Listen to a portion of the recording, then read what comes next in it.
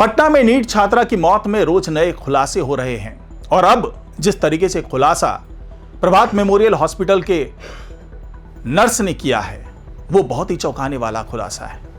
Nurse ने वो तमाम आरोप लगाए हैं, वो तमाम पोल पट्टी खोल कर रख दी है जो अभी तक ना तो एसआईटी बाहर लेकर के आ पाई, ना तो सीआईडी की टीम कुछ कर पाई, ना ही स्थानीय पुलिस ने इसके बारे में कोई जानकारी दी थी। लेकिन सीबीआई की जांच में लगभग 6 घंटे तक जांच चली है। उस दौरान बहुत चौंकाने वाले खुलासे इस नर्स ने किए हैं। तो क्या है वो खुलासे और क्यों इस खुलासे से पूरे जांच की दिशा बदलने वाली है, जानेंगे आज की इस रिपोर्ट में, तो इसे आखिर तक जरूर देखिएगा। नमस्कार, मैं हूं डॉक्टर सुरजीत सिंह और आप देख रहे हैं YBN बिहार झारखंड। अगर आपने अभी तक इसे सब्सक्राइब नहीं किया है तो सब्सक्राइब कर लीजिए और अगर आपको ये वीडियो अच्छा लगे तो लाइक कीजिए, शेयर कीजिए और कमेंट जरूर कीजिए। तो नीट छात्रा की मौत की जांच जैसे जैसे आगे बढ़ रही है वैसे वैसे कुछ गुत्थियां सुलझ भी रही है और कुछ गुत्थियां आगे बढ़ करके उलझने भी लगी है, क्योंकि कई बयान ऐसे आ रहे हैं जो पहले के बयानों से मेल नहीं खा रहे। पहले के बयानों में जो पुलिस अधिकारी उस वक्त थी, चाहे वो हम रीना कुमारी की बात कर लें, चाहे रोशनी कुमारी की बात कर लें, तमाम जो लोग हैं बाद में एसआईटी का भी हिस्सा बने वो लोग, तो उन्होंने ये कहा था कि घटना के तुरंत बाद जो स्थानीय पुलिस गई थी उसने साफ साफ कह दिया था कि आत्महत्या का मामला है और लड़की के साथ कुछ भी गलत नहीं हुआ। लेकिन बाद के जो बयान आए वो अलग थे, विरोधाभासी बयान थे। और उसी तारतम्य में जैसे जैसे सीबीआई की जांच आगे बढ़ रही है, पुलिस अधिकारियों से तो पूछताछ हुई ही। अब जब प्रभात मेमोरियल हॉस्पिटल, जहां पर की नीट की छात्रा कई दिनों तक हॉस्पिटलाइज थी, अचेत अवस्था में, कोमा में थी, बाद में वहीं पर उसकी मृत्यु भी हो जाती है। अब वहां के डॉक्टर से जब पूछताछ की गई, वहां के जूनियर डॉक्टर से पूछताछ की गई तो अलग अलग बयान आ रहे थे, विरोधाभासी बयान आ रहे थे। इसी दौरान वहां की एक नर्स ऋतु कुमारी वो पूछताछ के लिए सीबीआई मुख्यालय पहुंचती है और सोचिए कि उसने क्या क्या खुलासे किए होंगे कि लगभग 6 घंटे तक सीबीआई उससे पूछताछ करती रही। 6 घंटे तक। अभी तक इतनी लंबी पूछताछ किसी से नहीं की गई थी। तो सोचिए इस 6 घंटे के दौरान क्या क्या राज पर से उसने पर्दा उठाया होगा और क्यों उठाया होगा। इस क्यों का जवाब भी बहुत दिलचस्प है। इस क्यों का जवाब यह है कि ये ऋतु कुमारी, जो कि जीडीए स्टाफ है प्रभात मेमोरियल हॉस्पिटल में, वो जहानाबाद से ही बिलोंग करती है। जी हां, इस क्यों का जवाब यही है कि ऋतु कुमारी जहानाबाद की ही निवासी है, उसी जहानाबाद की जहां से वो छात्रा बिलोंग करती है, जहां की निवासी छात्रा थी। तो क्या कोई पारिवारिक दबाव भी आया ऋतु कुमारी पर? क्या इसके जमीर को झकझोर के रख दिया इस छात्रा की मौत ने? क्या जहानाबाद की निवासी होने के कारण उसको ऐसा लगा कि अगर अब उसने कोई खुलासा नहीं किया तो बहुत देर हो जाएगी और वो अपने जमीर को क्या जवाब देगी, वो अपने जहानाबाद के लोगों को क्या जवाब देगी कि उनके इलाके की एक छात्रा की मौत हो जाती है और उसकी प्रत्यक्षदर्शी होने के बावजूद मैं चुपचाप बैठी रहती हूं। शायद यही वजह है कि ऋतु कुमारी ने सब कुछ खोल कर रख दिया। सीबीआई की पूछताछ में उसने सब कुछ बता दिया कि जब यह छात्रा प्रभात मेमोरियल हॉस्पिटल लाई जाने वाली थी उससे पहले ही डॉक्टर को यह पता थी बात। उनको फोन पर यह जानकारी दे दी गई थी कि एक रेप पीड़िता को लाया जा रहा है हॉस्पिटल में। इसकी चर्चा छात्रा के आने से पहले शुरू हो चुकी थी और जब वो छात्रा आती है बेहोशी की हालत में, उसका इलाज किया जाता, उस दौरान यह भी पता चल गया कि पैसा बहुत खर्च होगा। जब छात्रा के परिजन भी वहां पहुंचते हैं तो उनको जो हॉस्टल की मालकिन हैं या फिर हॉस्पिटल के जो भी संचालक हैं और जो भी वहां पर मौजूद लोग थे, उसका खुलासा भी होना बाकी है, उन लोगों ने यही आश्वासन दिया छात्रा के परिजनों को कि यह बेटी आपकी नहीं, यह हमारी भी बेटी है, इसमें जो भी खर्च होगा हम करेंगे। तो क्या एक तरीके से सांत्वना थी?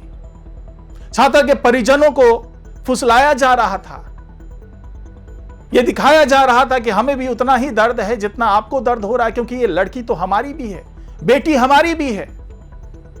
तो इस तरह के सांत्वना भरे लफ्ज वहां दोहराए गए और उसकी गवाह थी ऋतु कुमारी।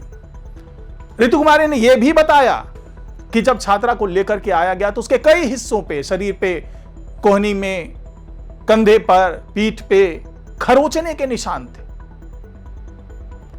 और उस निशान का जिक्र कहीं किया नहीं गया था शुरुआती रिपोर्ट में, क्योंकि सबको पता था कि अगर यह निशान की बात रिपोर्ट में आ जाती है, आधिकारिक पुष्टि कर दी जाती है, तो फिर उसके साथ कुछ गलत होने की बात को ढकना मुश्किल हो जाएगा, मामले की लीपापोती करना मुश्किल हो जाएगा। यही वजह है कि इस पूरे मामले को ढका गया।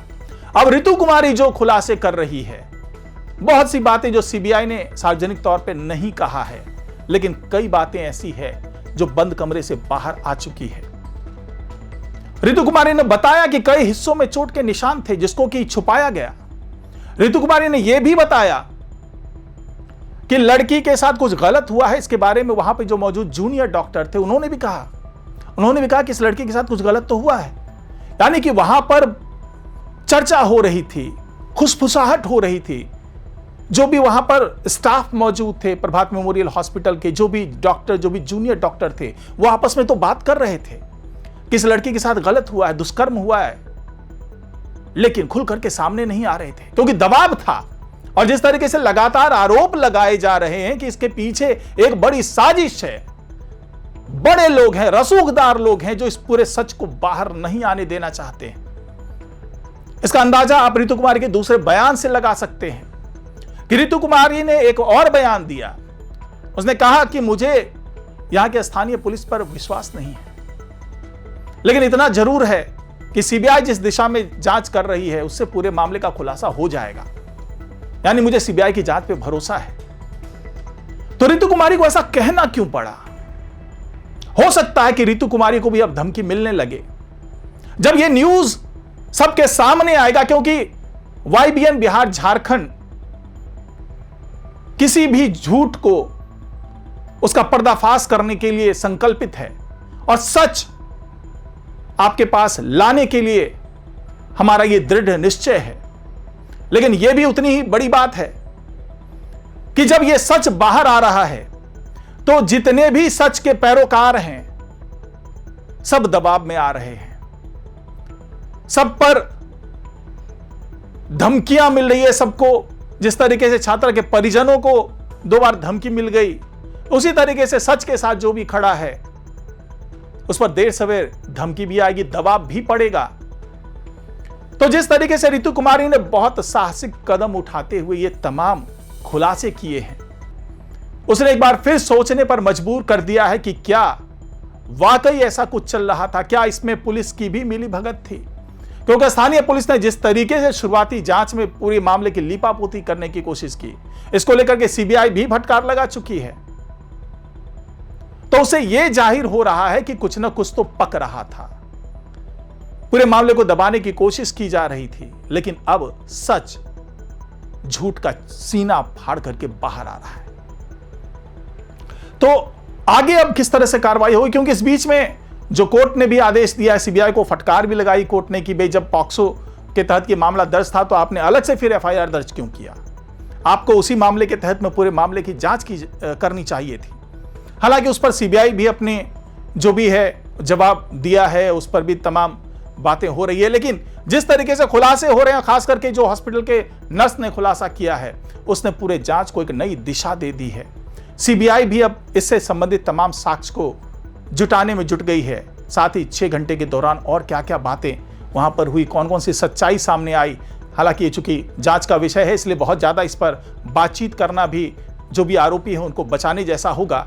तो फिलहाल सीबीआई पूरे मामले की जांच कर रही है और आने वाले दिनों में कुछ नया खुलासा होने की उम्मीद भी जताई जा सकती है।